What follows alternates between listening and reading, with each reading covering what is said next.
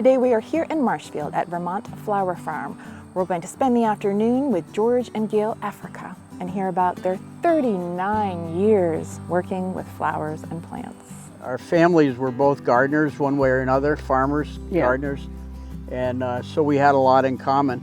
We knew what had to be done, how to do it. We were very much into plants our whole lives, both kind of very work-orientated.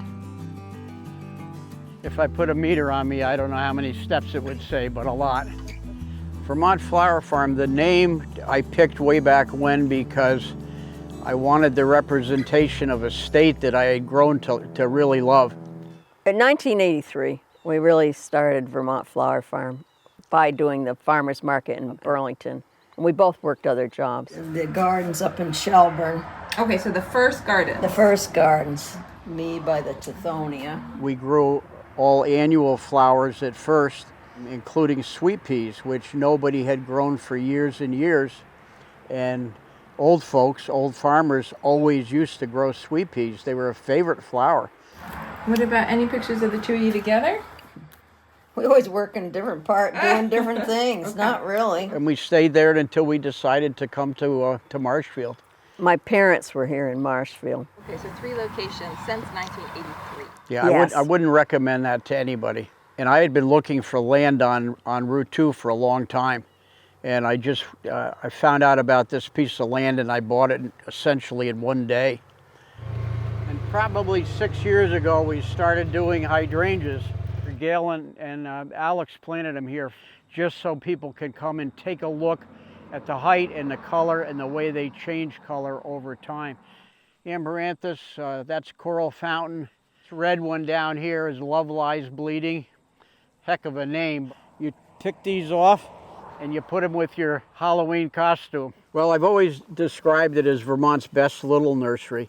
It's about 4 acres.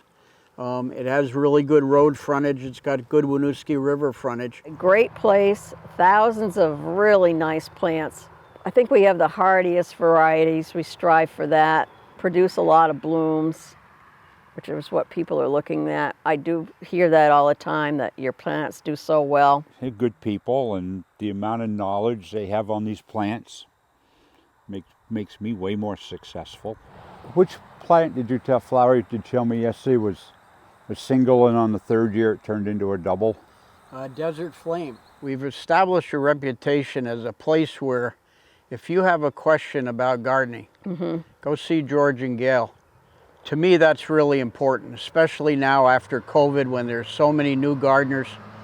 Yeah, I love this place. And they're so friendly, and they have such great advice. And they'll tell you this might get too tall for you, or this might grow too fast for you. You got to think about where you're putting it, and I love that. A question for you from yesterday. By the way, I was here yesterday and we got rained out, and I have that theory of there's always room for one more, and I said, well, I'm just going to look and buy for next year. And I walked out of here with one of his potted ones.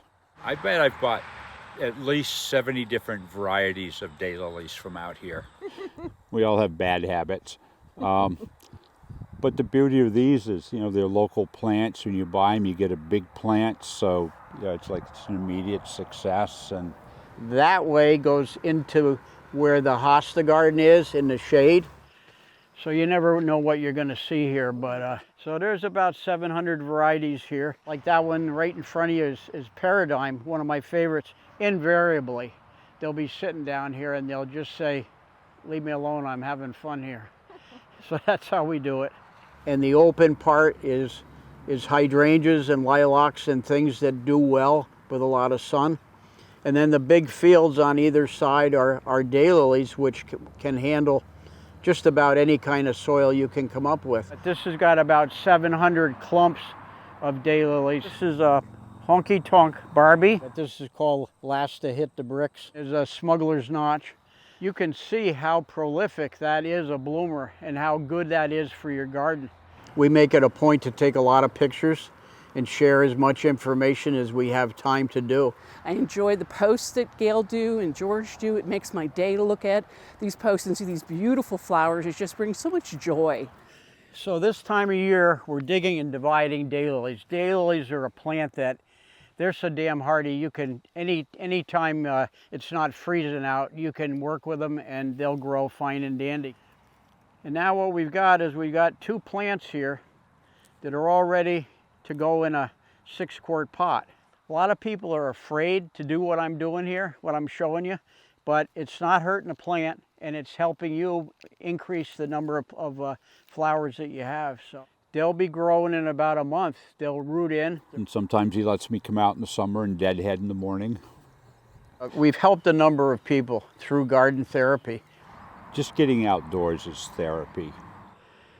There's 10 different varieties here of sunflowers and they're still growing taller. Outdoors is good for anybody. It really is. There's no doubt about that. No medicine, no doctors, no nothing. Just outside Vermont in a garden. Yeah, that's a honeybee, but he's so full of pollen you wouldn't know it. And this one's called Hot Lips, and it just started blooming. It's a late August bloomer. You ever see these garden spiders?